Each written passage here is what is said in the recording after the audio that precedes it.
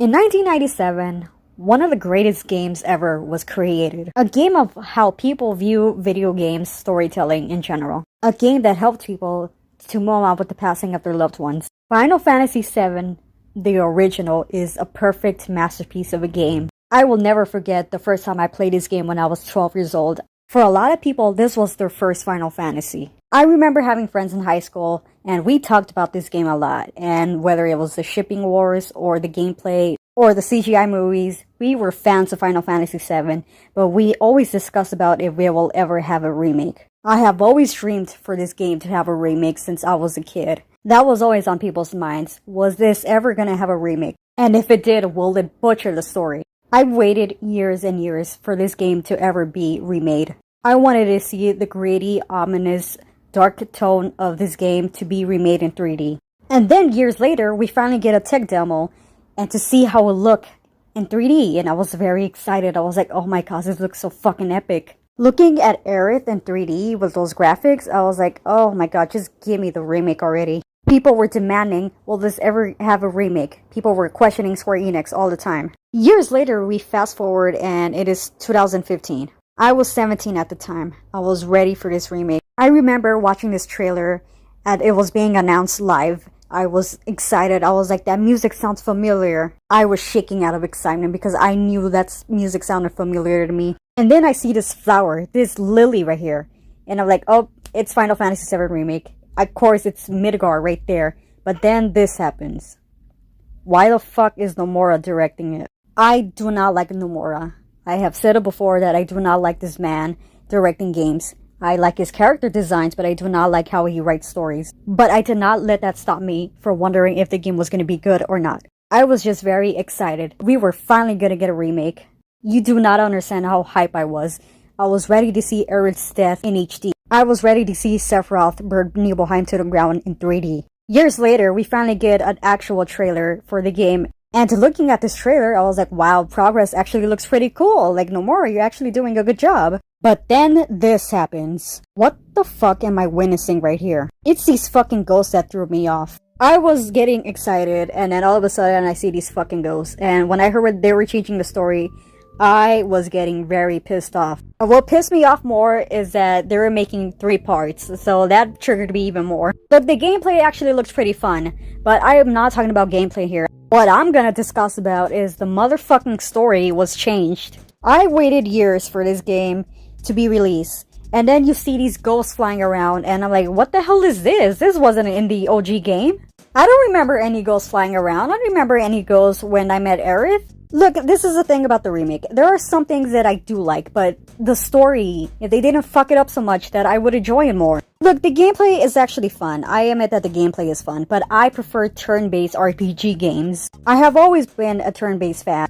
And I get it's a new generation for people to experience this game, but some of them don't even know what the fuck is going on either. I don't even know what the hell's going on. Nomura doesn't even know what he's doing anymore with this game. And don't say it's not Nomura's fault, because a director is always in charge of everything. I am so tired of people not saying that it's not Nomura's fault when it is. This game is so fucking Kingdom Hearts now. This game is a fanfiction for Nomura himself. He fucked up Final Fantasy 15. He wanted to add a musical in Final Fantasy 15, and thank God Square Enix stopped him, but this time they did not stop him from remaking the whole trilogy with this whole bullshit that's going on. I don't know if Nomura has been watching a lot of, Disney remakes and thinking, oh, I gotta do the same thing with Final Fantasy VII. It's like, if I get Kingdom Hearts and turn it into turn-based, and we fucked up the story, I'm pretty sure Nomura is gonna be very, very pissed off about that. And I have a lot of things to say about where the remake is going, the whole trilogy. Yes, I am going to compare both games together. This is the video about why the original Final Fantasy VII is better than the remake trilogy. I already know that some of you are going to be complaining about, oh, part 3 hasn't been out yet. It doesn't matter. At this point, the whole story has been butchered. They removed so many things in the original game. The original game was darker. The OG game had a lot of ominous tone to it. A lot of mysterious things going on that we weren't supposed to know about. Like, I understand that the original fans know about the story and everything, but what about the newer fans? They're gonna be so confused about it. I'm already confused about the story. A lot of people are. A lot of people from the original fans are confused as hell. Like, I'm over here confused about, is Aerith dead or not? What is this timeline shenanigan? What is this multiverse bullshit? This game does not have the same serious tone as the original game. The original game was very serious. Like, the original game had lighthearted moments here and there, but the majority of the game was actually pretty dark. The original story was already perfect. Why the fuck? What is there to change in the story? I understand that the game was lacking character interactions in the original game, and that's the only thing they did great with the remake, but everything else, it's just so expanded. Here are the only good things I like about the remake. Graphics, gameplay sort of, and character interactions. Everything else, I have so much to complain about. So the first thing I want to talk about is the way the visual looks in the original game. The first thing I want to do is compare Midgar. You see Midgar in this scene right here, the original Midgar. It's all like gray, there's hardly any color. It looks like it was run by Big Brother. It looks more totalitarianism. It doesn't look bright like the remake version of the game. Now, the remake version of the game, everything looks green, it looks more cyberpunk. I understand and appreciate the detail of how much things there is, but it's just too bright. The original looks serious, and the remake looks unserious. It looks like you're living in a more happier place. And then there's Wall Market. Wall Market here looks more like, it looks dirtier. There's a lot of trash everywhere. And then there's Wall Market in the remake, which has like a lot of color, a lot of NPCs. It looks like you're more in a theme park. Oh my god, there's another thing I gotta complain about, is the music for the Wall Market theme. It's not the same as the original game. In the OG game, you have like this reggae music that's playing in the background, and it's called Oppressed People. In the original game, it's more like, oh, I don't give a fuck about this mentality that people have in the slums. But in the remake, it's just like, it's too much. They replaced the music with this annoying, jarring music that I just can't stand. Here's another thing I gotta say, like, in the original Wall Market, everybody's so mean to you, and then the remake, everybody's so nice to you in Wall Market. Here's another thing I gotta complain about, is the church in the remake. It looks so colorless. In the OG game, it looks like there's a better design to it. Look at all the rubble that's close to it as well. It just looks better designed than just some typical church. Of all honestly, the tech demo looks like it does a better job than the actual remake itself. It looks grayish and there's less color, and people look like they look dirtier. The NPCs in these games look like they have more high-class fashion. Like, they don't have any rags, they're just like high middle-class people. And they also look happy. They look happy to be poor and living in the slums. In the OG game, there's this guy that's living in a pipe. It shows how sick people are in this game. It shows the condition of how people live in this game. It shows the homelessness and horrible conditions that people have to suffer in this game because of Shinra. This is something I really like about the original game. It's just, there's hardly any color. It's all browns and grays. It looks dirty. It looks like they're living in a hopelessness world. The game looks very empty. People living in a more shittier home, in horrible conditions.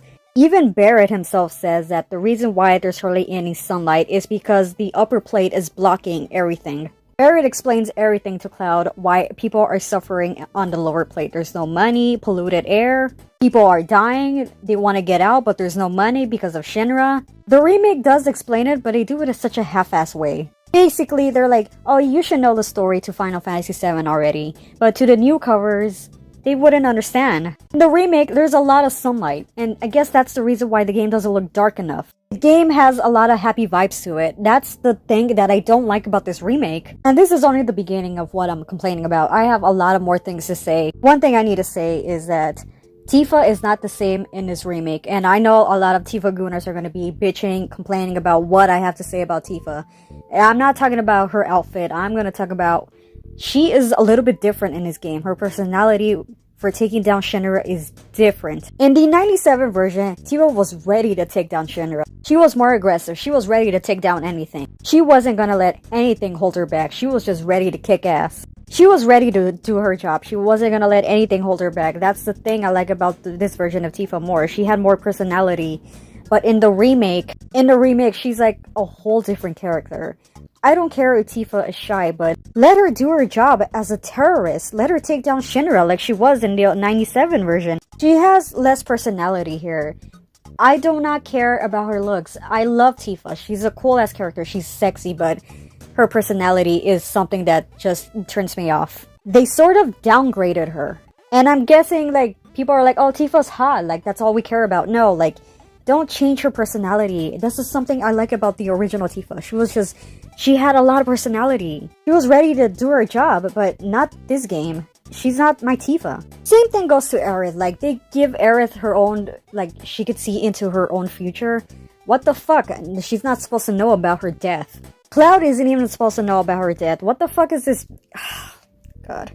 Why are they doing this to the game? Why are you doing this to Final Fantasy VII? Yeah, for like the majority of the game, Cloud sees in like Aerith's prophecy of her dying, and I just like, that's what was bothering me about this game. Like, I just couldn't handle Cloud seeing Aerith's death, and then like even Aerith knows about her dying, and that's what pisses me off a lot.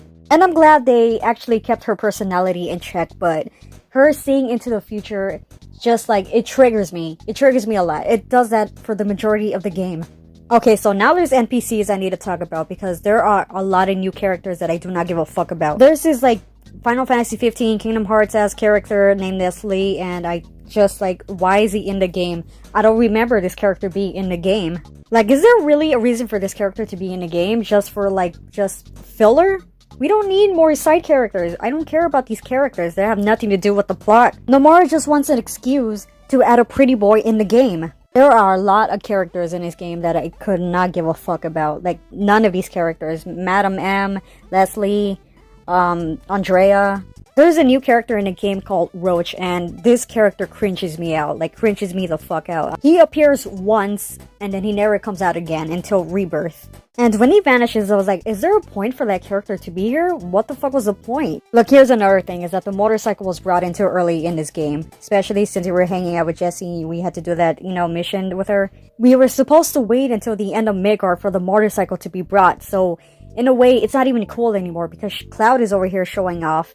And yeah, look, this is another thing, is that Cloud is so extra in this scene here. There are some scenes that go full on Marvel mode. Like this scene over here where Cloud is going all slow-mo, like it was cool, and it really isn't, because we're already spoiled in chapter 4 about the motorcycle. So in a way, it's not even cool.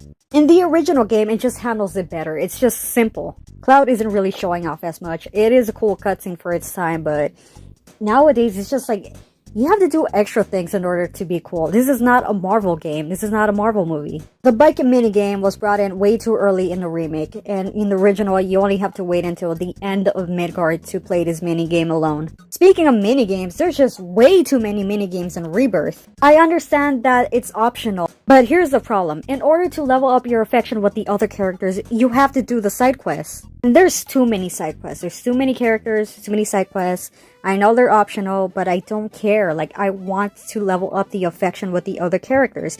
Nomura has this thing with, like, a bunch of minigames. He does this in Kingdom Hearts 2, and I fucking hate it, man. Like, the only game that was in the original was this one, and the other minigames was in the Gold Saucer. But in order to get the dresses in Remake, you have to do the side quest, and in order to go out with somebody in the Gold Saucer, you have to do the side quest. And I always hated doing side quests. Like, there's no purpose to the story whatsoever. And, like, you're in the middle of a mission to save Aerith, and you have to do side quests. Like, now it's not the time for side quests. We have to go save Aerith, where she's being tortured, she's being experimented by Hojo, and we have to do side quests during the mission of saving Aerith. This same thing happens when you're trying to save Tifa from Don Corneo. You have to do a bunch of things in order to save Tifa. Like, I don't care how strong Tifa is compared to Aerith. We have to save her, okay? I am worried about this girl. Anything could happen to her. But before we save Tifa, we gotta do a lot of bullshit in order to save this girl. We have to go through the Colosseum that takes about an hour and a half. Yeah, we have to go through the Colosseum in order for Aerith to get her dress instead of buying it like in the original game. I admit that it was worth getting the dress, and spending time with Aerith was really fun.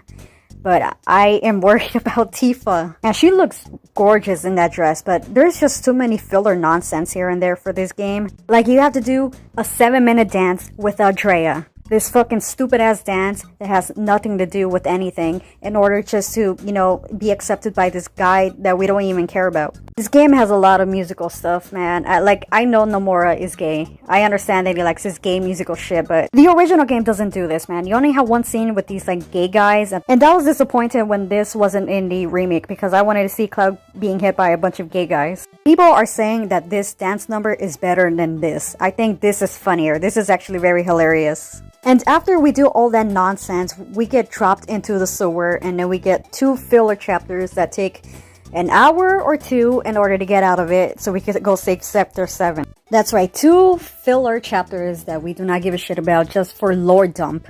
And I was getting pissed off with the chapter because I didn't know where to go and what to do, and I was getting mad, and I just wanted to save Sector 7. Now let's talk about Sector 7 because this chapter also pisses me off. I appreciate what they did with the death of Jesse and Biggs, but not Wedge.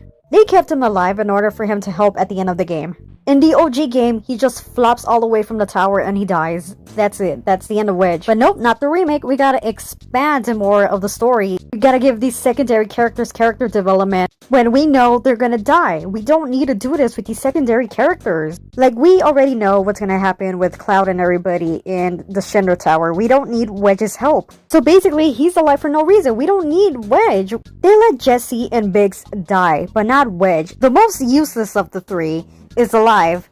He's alive for no apparent reason, just for him to get killed off later on. Then there's this whole chapter of chapter 13 where we have to look for Wedge. Oh my god.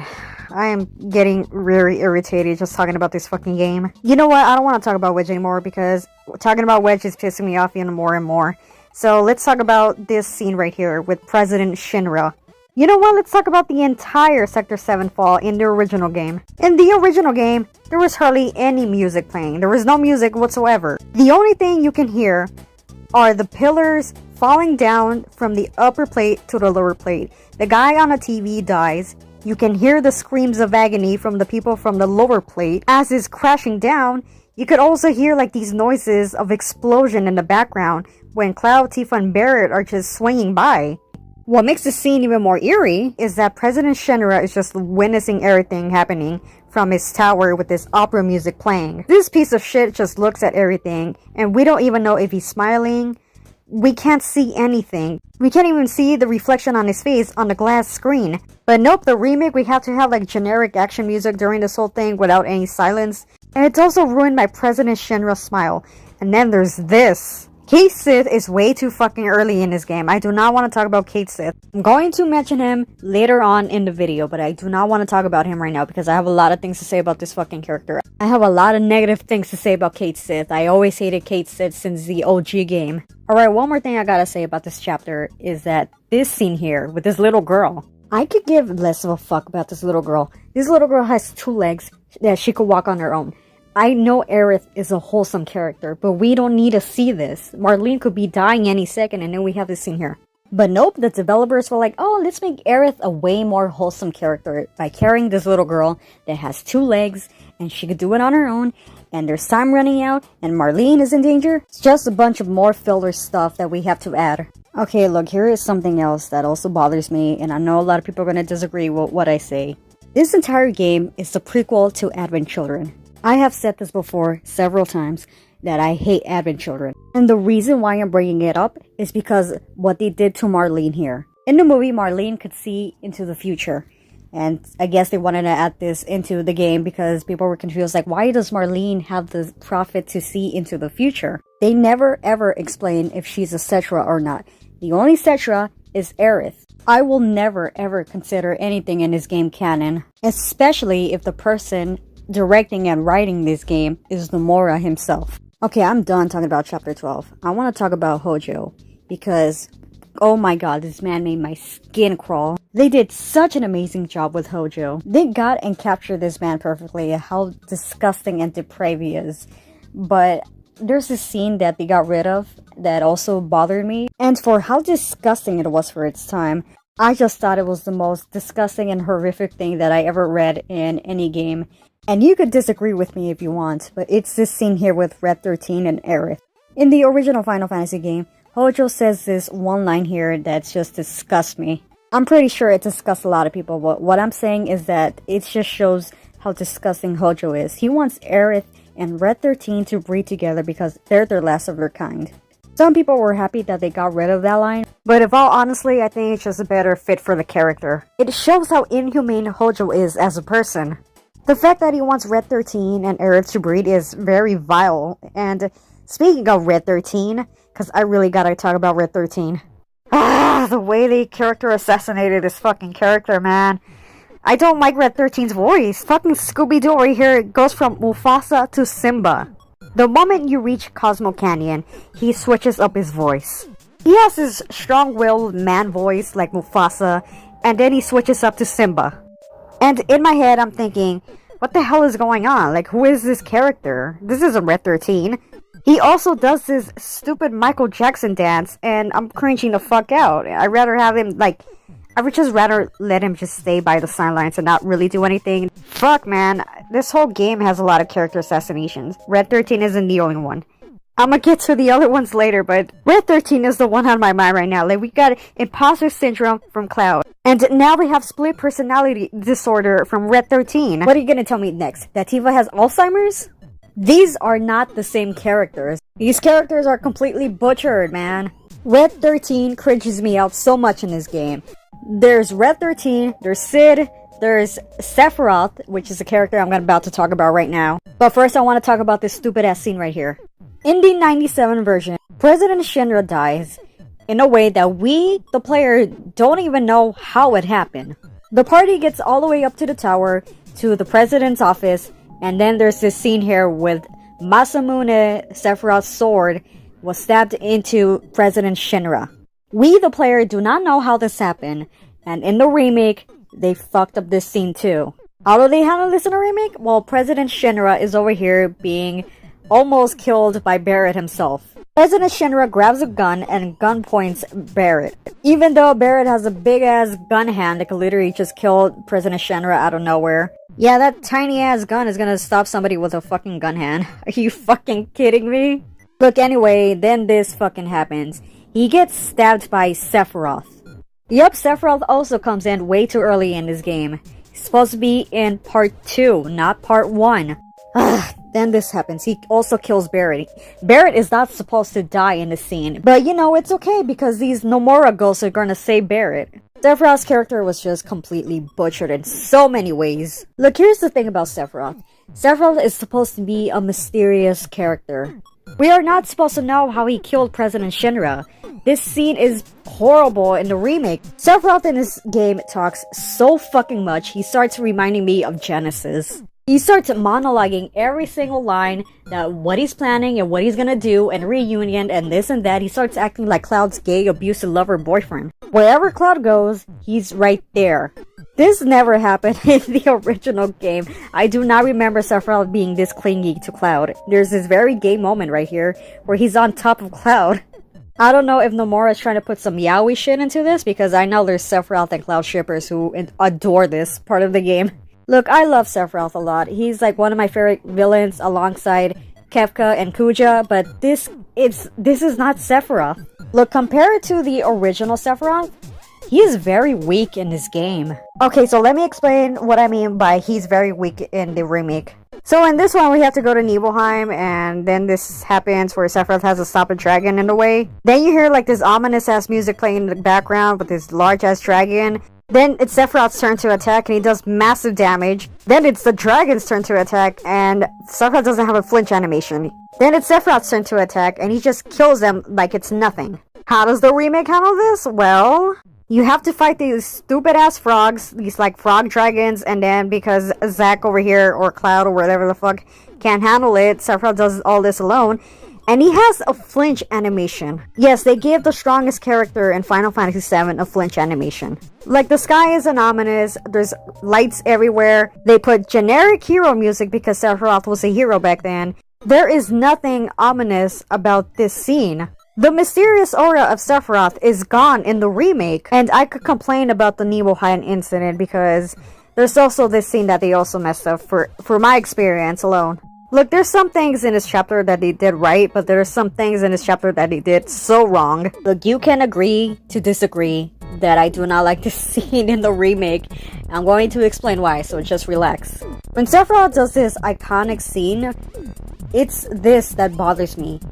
There are houses in the background you can see. I know to you, the person that's watching this, that I am complaining way too much about this, but listen to me.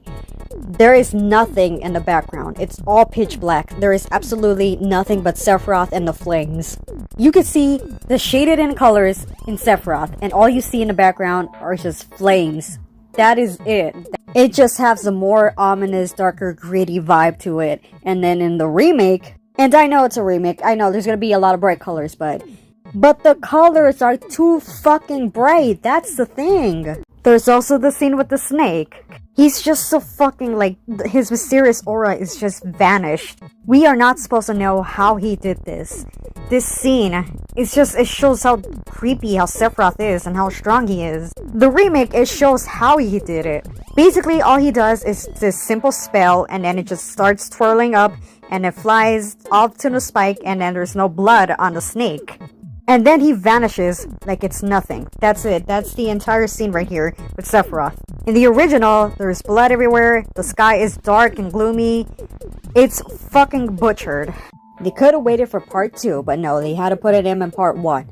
And here's another thing, is that we have to do an hour or 2 of this last boss fight that was not necessary whatsoever. Look, I get that they were gonna separate the stories, but they had to make this like long epic video game that we, the original fans, do not need. I know I keep saying the original fans. What I'm trying to say is the people who are just, you know, true to the content of Final Fantasy VII. The actual OG fans, not these newer fans or the people who just don't care about the actual original story. You have to go through this like Kingdom Hearts boss fight, fighting like these 3 guardians, and then you have to fight like this massive giant monster. It takes about almost an hour just to defeat it. And then when you do, you get like these visions of them trying to stop the meteor that's gonna fall down. And I always hated this part because it just spoils everything. Every single thing. It's just like the meteor, the vision of Aerith dying. So many things are spoiled in this game. I never understood what was the point of these Whispers of Fate. If they wanted to do this, why couldn't they just make another game, a sequel, that has nothing to do with the original and butcher the story of the original that people adored and loved? Look, we were warned before the game was released that they were gonna change the story. But the thing is that we did not take it seriously because we were intrigued to see what these new changes were. But I guess if it didn't have the word remake, it wouldn't have sold well. So yeah, we have to do an hour or 2 to fight Sephiroth and these Whispers of Fate just for Nomura to put in Zack. Look, I said this before in my Crisis Core video, that this scene here is pointless and stupid. There is no point for Zack to be in this game whatsoever. His story is done. The ending to Crisis Core doesn't mean fucking anything anymore. This scene is supposed to be impactful and tearful. Even though I do not like Crisis Core, it still hit me hard. Zack passes on the Buster Sword to Cloud, so he could be the new person that could hold into his legacy. So when I mean this scene doesn't mean anything anymore, it really does not fucking mean anything anymore. So the entire reason why Zack is in this game, so for Nomura to have an excuse to put him in the game, so because Zack is probably his favorite character.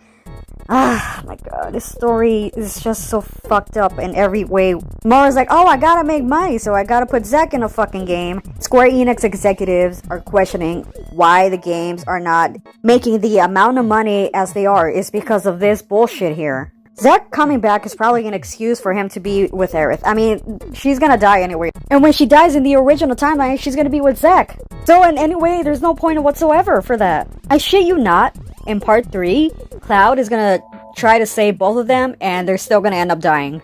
Look, I know it's a different timeline. I do not care. It ruins a lot of things. There's a scene where even Zack is confused about what the fuck is going on. Look, the reason why he's in this game, for the exact reason why, is because Zack has to help Cloud with this multiverse thing. Because Cloud doesn't even know what the hell's going on either, so in a way, they're both there to save Aerith. But there's no point to save Aerith, because she's gonna die in every timeline. And yes, I'm gonna talk about Aerith's death, because that shit is fucking stupid too. But first, let me finish talking about Zack, because there are a lot of things I need to say about this fucking game. Look, this is the thing that irritates me the most. What irritates me the most about this game is that Cloud knows that he is alive.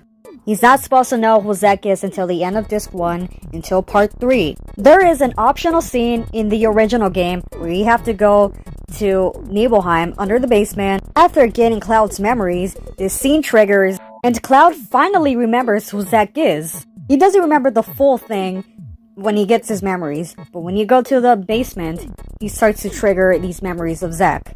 And this whole thing happens because Sephiroth shows him a picture that Cloud was not supposed to be there during that time, but he actually was, but he was disguised as someone else. This picture is the reason why Cloud's memories starts to trigger more and more. I'm pretty sure the scene where Cloud finally gets his memories back are also going to be butchered.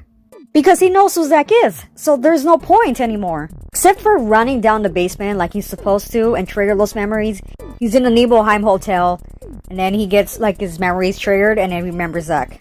This is horrible writing. This is bad writing as Final Fantasy XII. I'm not kidding, like both stories have the same thing going on. Like, I'm not kidding, like both stories have aliens controlling people. Okay, now let's talk about the elephant in the room. The thing that also fucking pissed me off so much. They butchered Aerith's death scene in the remake. One of the most impactful video game's death in history was completely butchered. The scene that I waited the most for years was completely ruined because timeline bullshit. We were supposed to see her get stabbed, and we did not see that. Like, how am I supposed to know if she's dead or not if she was not stabbed? Like, Cloud stops Sephiroth from killing Aerith, but then there's blood on the sword, and it shows blood on it, and then this happens. The material falls, her theme starts to play, Cloud is devastated that she's dead or not, I don't fucking know if she is, and then Sephiroth's over here laughing, and then they got rid of this one line that also triggered me. They got rid of the line where Cloud says Aerith will no longer talk, laugh, or cry, and I don't know if she's dead or not. Is this another Aerith from another parallel universe? Did they switch Aerith? You know what? The gacha game does a better job with this. Yes, the chibi game does a better job. They actually show her getting stabbed. You know what? The entirety of the gacha game actually does a better job with the story. But I'm still not gonna play this bullshit of a gacha game. I don't play gacha games, guys. So anyway, look, the original here is better.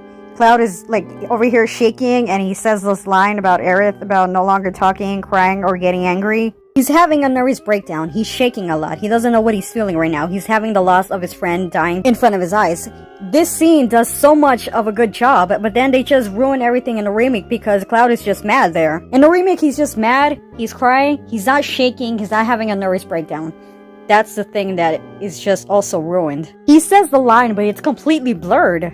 Here's another fucking thing. When you're fighting Genova, Aerith's theme starts to play. It plays in a more peaceful way, and then in the remake it's just all loud and bombastic. Like, I get it, it's orchestrated, but the thing is that it's Aerith's theme. It's supposed to be peaceful, not loud or orchestrated. I understand it's a remake, but we don't need it to be orchestrated. See, if it was turn-based, they would have kept it in a more peaceful way, but no, since it's an action RPG, it has to be loud. They even got rid of the scene where Aerith is put into the lake. We can't even walk in the Forgotten Capital. Alright, let's finally talk about Cait Sith. Cait Sith is a character that I never liked in Final Fantasy VII. His gameplay sucks, I think his character sucks, he's just like, you know, stuffed animal that doesn't even fit in the Final Fantasy VII universe. I know he's run by a Turk, but I do not care, I do not like this character whatsoever. Look, here's the thing that pisses me off so much, is that you have to throw boxes with Cait Sith. This stupid-ass minigame takes about half an hour just to throw boxes and save people from the cell. So this is just a bunch of more filler nonsense. We cannot play as Cid because we have to do filler nonsense, and most of the story is filler. We also cannot play as Vincent. We cannot walk around Rocket Town.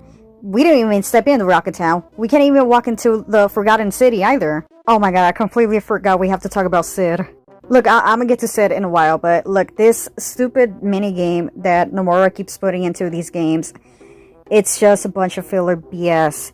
I appreciate so much what they did with the gameplay for Cait Sith. It's better here than in the original, because the original was very boring, but here it's actually pretty fun. But Cait Sith is just an adorable character that are like, oh, we have to put filler for this adorable character, because nobody really liked him in the original game. The fucking boxes minigame just takes out so much out of me, and it also takes so much out of the game as well. I had a horrible time with this because I have horrible aim. And throwing these boxes just to save Tifa and everybody else in the cell? Yeah, no, this is just fucking retarded. Alright, let's talk about the main man himself that was also butchered. What happened to Cid? What happened to this man being misogynistic? He's supposed to be sexist. Why isn't he sexist in this game?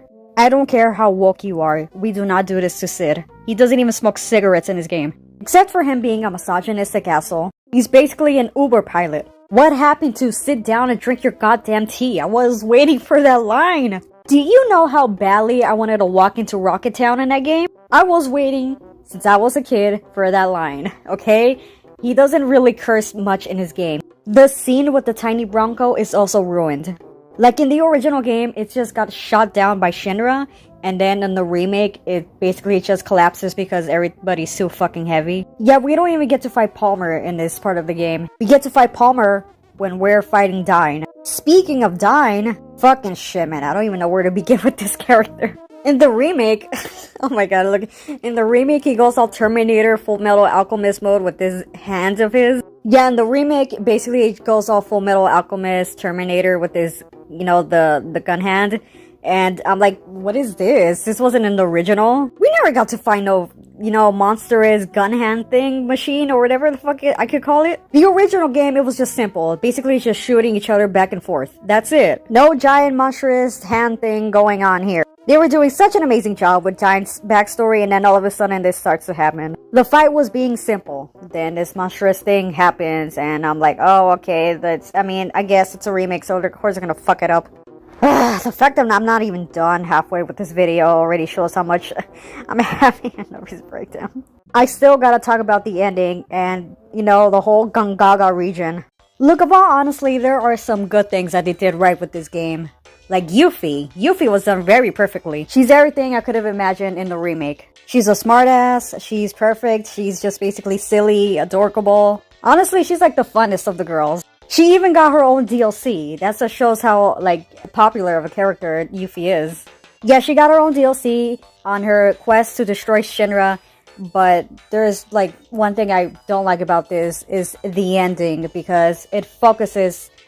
It just leads us to Dirge of Cerberus. And we all know that Dirge of Cerberus is a shit game. But Nomura decided to put it in anyway because he thinks everything he's writing himself and putting it into the Final Fantasy VII franchise is basically canon at this point. So who knows if we're gonna get a Dirge of Cerberus remake. Hopefully not. And then we gotta talk about Chadley, because Chadley is way more annoying than he is in the remake. In the remake, it was optional to talk to him, but in Rebirth, he just constantly talks way too much. He's just another character that Nomura added just for, you know, lore dump. Like, if you want to get the summons materia, you have to talk to Chadley, and you have to do a bunch of, like, Eidolon fights and everything, instead of looking for it like in the original game.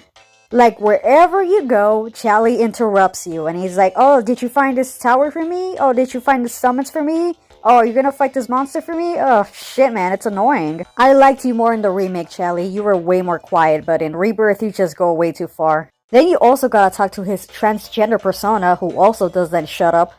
Yeah, fucking Mai is no different. Like, wherever you go, she does the same thing too. Is there a point for adding two Chadleys in a game? We got Mai, we got Chadley.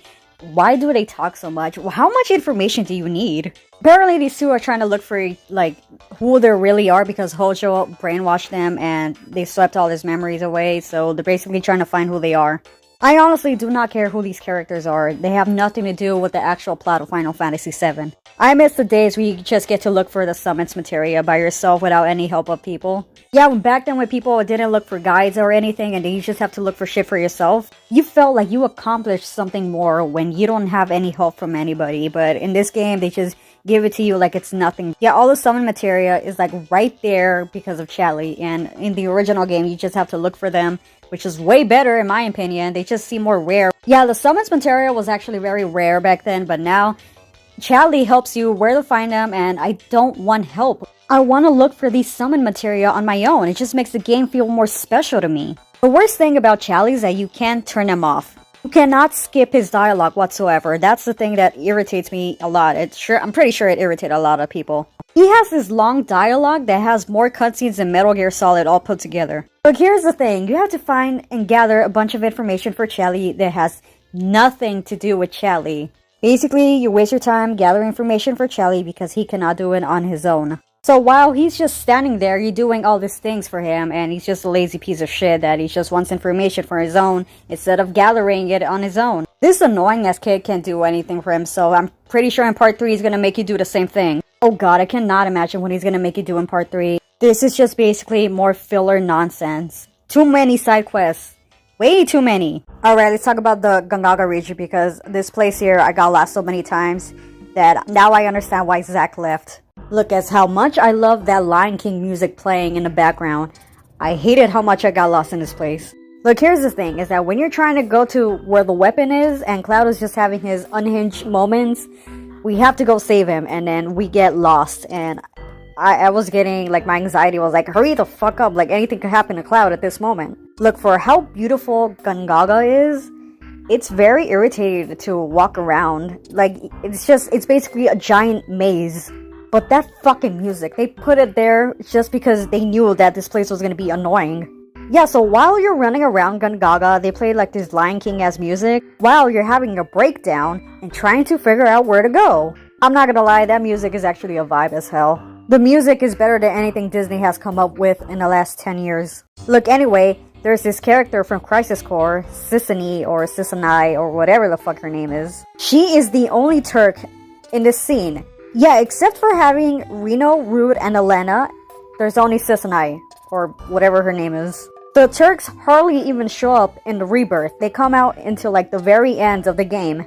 Yeah, I know they come out in Junon, but it's only Rude that shows up in Junon. Reno comes out during the Temple of the Ancients, and I wanted to see more Reno because Reno is my favorite Turk. The only thing I'm happy is that the Gongaga region is actually not optional in the remake. So yeah, I was waiting for Rude and Reno to talk about who they like more, but you know, this scene was butchered. I would have loved to see that, but fuck man, Nomura is fucking up the story. So I don't think I need to explain who Sisanie or whatever her name is, right? Because, you know, Crisis Core, and pretty sure a lot of people has played Crisis Core. This character is just there for fan service, and some people don't even know who she is. I didn't even know who she was until I played Crisis Core. She's just basically there to replace Rude and Reno. And she hardly even does anything, so yeah, she's basically a waste of time. Speaking of the Turks, there's this scene with Rude here, when he's at this, like, bald bar. Yeah, there's this annoying musical number that happens. Yeah, see, this is the thing, is that there's too many musicals in this game. In the original game, Rude just tells you to take off your helmet, and there's only like a few people in the bar. That's basically it, that's all that happens. Nothing cringy whatsoever, it's just basically him telling you to take off your helmet or you're not welcome here. In this one, you have a musical number.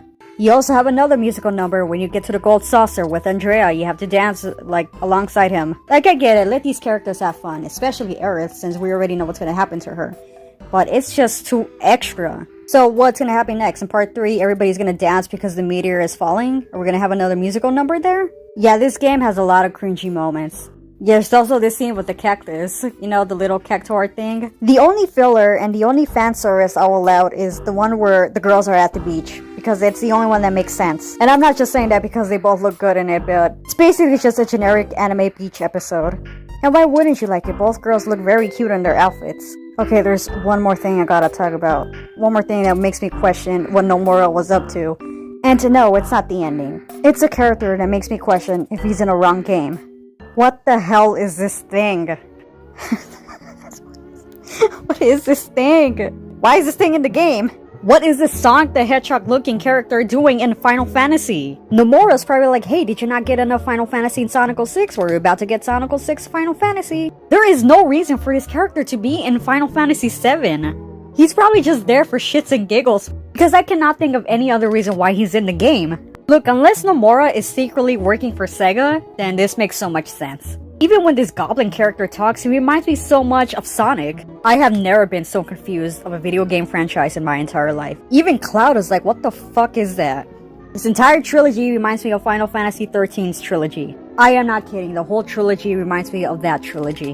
What drugs was Nomura doing when he was creating this game? Okay, let's finally talk about the ending. This is the last thing I actually want to talk about. Look, I know Cloud is a schizo in this scene. I know he cannot get over Aerith's death. But I do not understand how he got that materia. How did that Aerith give him that materia? What is going on with the timeline? Look, I know all the answers are going to be there in part 3, but it's just going to be pointless. So the Aerith from chapter 14 gave him that materia, and then the Aerith from his timeline wants the materia. So the Aerith from chapter 14 isn't his Aerith, it's from another timeline. So you're going to tell me that the white materia isn't even going to work? Are you going to tell me that all the Aeriths are going to be summoned together and then the live stream is going to come together? Is that what's going to happen? I get the feeling that's actually going to happen in part 3.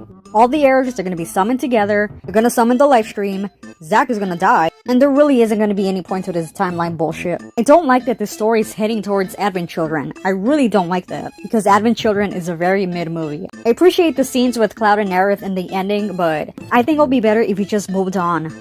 Look, my hypothesis for part 3 is basically there's gonna be more musicals. Under the High Wind is gonna be censored because this game is already censored as fuck. We'll probably get to see Rocket Town, but in a more lazy way. We'll probably finally get to play as Cid and Vincent. And I get the feeling that the ending with Sephiroth, the last fight, is gonna be with Zack and Cloud only. Look, in all honestly, I think this is the most mid game in Final Fantasy.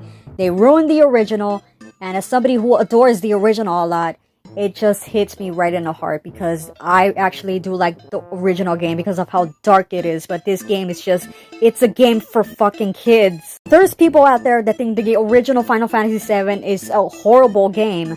And they say it's a horrible game because the graphics did not age well. Of course the graphics did not age well. This game is almost 30 years old.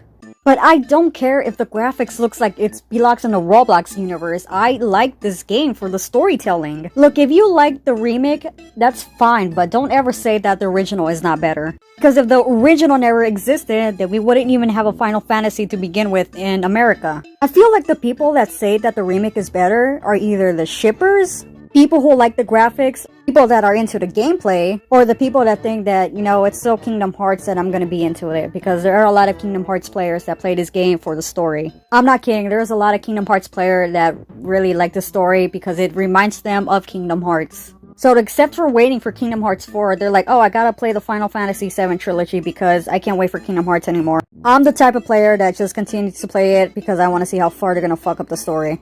I waited my entire life to see this game be remade, and they just fucked it up in every single way what's possible. And there's people out there that want a Final Fantasy IX remake when they don't even know that the story could be ruined because Nomura's in charge of everything now. Nomura's in charge of everything that's Final Fantasy, and if this man is in charge of this game, then I don't know how the fuck I'm gonna feel. Look, to be honest, Final Fantasy IX does not need a remake. It's already perfect how it is. The graphics still hold up. You know what game really deserves a remake? Final Fantasy VI. Oh my god, I would love to see a remake of this game. But then again, they're fucking up everything. Or at least an anime between the 6 or 9 would be interesting. But at this point, I have no trust in Square Enix anymore because ever since Hironobu Sakaguchi left, the game series just, it starts going downhill more and more. It started with Final Fantasy X-2 and all of a sudden it just got worse. I mean, Final Fantasy XII almost got it right, but I'm not into MMORPGs. It has that same vibe. And I'm worried about Final Fantasy XVII because I hope it's turn-based. I want my turn-based Final Fantasy back. I do like action RPG games, but not in Final Fantasy. Look, if Dragon Quest and Persona can still do the same thing with the turn-based, why can't Final Fantasy do it? Who is letting Nomura be in charge of everything that's Final Fantasy? This man cannot direct games. He fucked up the prequel to Final Fantasy I. He added Linkin Park in Final Fantasy. He fucked up Final Fantasy XV by adding Stand By Me as the opening to the game, which isn't even interesting at all. He even fucked up Kingdom Hearts 3, his own game franchise. And now he's doing the same thing with Final Fantasy VII. And if he does the same thing with Final Fantasy IX, I am going to be very irritated about that. I mean, I already have because he already ruined one of the best video games in history, but you know what I mean. He added a bunch of musical numbers that were not necessary whatsoever.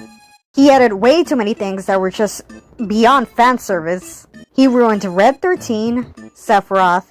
He sort of ruined Tifa. He ruined Cid. Oh my god, not Cid, man. He also ruined Aerith by knowing that she could see into her own future, which is not necessary whatsoever. He put Zack into the game because of timeline bullshit. He put this character that's walking by. We cannot play as Cid or Vincent because of too many filler, unnecessary filler that happens too much in the, first part and the second part. There's way too many minigames, way too many side quests, way too many characters that have nothing to do with the story, NPCs that don't treat you like shit like in the original game. The colors are too bright. I understand it's a remake, but you can at least lower the brightness of the game. It could have made the game even look darker. He also... the multiverse. It's the multiverse that just makes the game even worse. This whole game is reminding me of Bayonetta 3. Fuck, man, I hate Bayonetta 3. It's the same thing as Final Fantasy VII with the multiverse. I guess all it takes is graphics for people to like the game. I know, I'm being extremely blunt with this remake, but as a fan of the original, it just breaks my heart. And all this because he wants his, fanfiction to be canon to Advent children. If you're gonna fuck up a story, do it in your own game franchise. Do it in Kingdom Hearts. That's why he has his own game franchise, so he could fuck it up as much as he wants. Why take a game that was beloved almost 30 years ago, and it's still beloved by a bunch of people, and just make a bunch of shit up because you want your own story to be canon to avid children? Hironobu Sakaguchi did an amazing job with the original story, and this man just comes and takes over everything and just butchers the original story. And there's people out there that respect the man because of what he's doing. He butchered the original story. How do you respect somebody like that? I know Nomura defenders are going to be coming here and saying, why are you being so hard on the man? It's not his fault. It is his fault. He promised us a game that we've been waiting for almost 30 years. And he ruins it, and people still respect the guy, which doesn't even make any sense whatsoever. There is way too many happy moments in this game. There is nothing dark, there's nothing gory.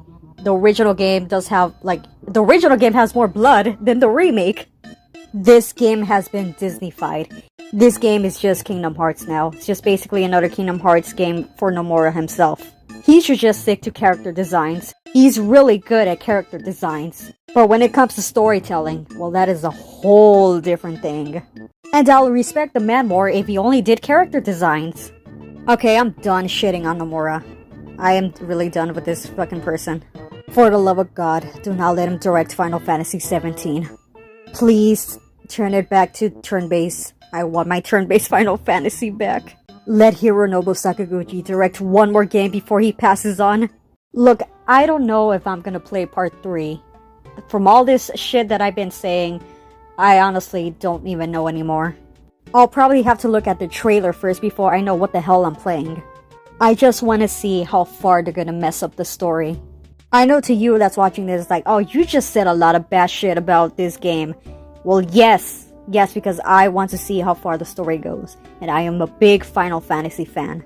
To you, I might sound like a hypocrite, but honestly, I just want to see how far they're gonna mess up the story. I've been a Final Fantasy fan since I was a kid. My first one was 4. I want to know what's going on with part 3. You do not understand how big of a Final Fantasy fan I am. And yes, as much as they're gonna butcher the story, I have to know how this all goes down. Basically, I'm gonna torture myself to know how this all happens. I'm pretty sure Zack and Aerith are still gonna die in the other timelines. So honestly, I don't really see what's the point of this entire multiverse bullshit. Look, as much as you can love the remake trilogy, just don't ever say that the original is not better. Because if it weren't for that game, you wouldn't even have a remake trilogy to begin with. We wouldn't even have Final Fantasy in America. Final Fantasy wouldn't be big because of the original Final Fantasy VII. So that's why when people from the original fans played this game and they were so devastated because it wasn't original to its source, they were heartbroken. A lot of people made videos about this, and I am making one of them too. They will never see the light of day of how an actual remake of this game would be because of Nomura, and how he ruined a masterpiece because of his fan fiction, and how he wants to be in control of everything that's Final Fantasy now. And since the high success of Expedition 33, they're actually changing up some things. I just hope it's turn-based. Let Final Fantasy XVII be turn-based. I want my turn-based Final Fantasy back.